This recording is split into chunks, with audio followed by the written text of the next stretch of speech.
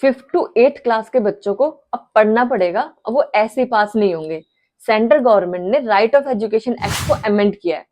Right of education act 2009 में आया था और इस एक्ट में एक सेक्शन थी, सेक्शन 16। इसमें दो बातें कही गई थी। एक, कि आप किसी भी बच्चे को एलिमेंट्री एजुकेशन से रिफ्रेन नहीं कर सकते हैं। सेकंड, कि आप किसी भी बच्चे को क्लास में फेल नहीं कर सकते हैं। उससे क्या हुआ कि जो एजुकेशन थी उसका लेवल बहुत ज्यादा डाउन हो गया, क्योंकि बच्चा चाहे उसमें एबिलिटी थी या नहीं थी, चाहे वो फेल ही हो रहा हो क्लास में, लेकिन आपको उसको पास करना पड़ेगा। इससे एजुकेशन लेवल डाउन चला गया। और वैसे annual survey of education report के अकॉर्डिंग जब उन्होंने 3rd क्लास के बच्चों को 2nd क्लास के टेक्स्ट बुक रीड करने के लिए बोला तो टेक्स्ट नहीं पढ़ पा रहे थे। अब और वैसे भी आज के टाइम पे जब बच्चों को एजुकेशन पे ध्यान देना चाहिए तो वो एंटरटेनमेंट पे ध्यान दे रहे हैं। अब क्या हुआ, गवर्नमेंट ने ये जो नो डिटेंशन पॉलिसी थी इसको खत्म किया और उन्होंने ये हो गया कि ठीक है, अगर आप पास हैं तो पास हैं, अगर आप फेल हैं तो फेल हैं।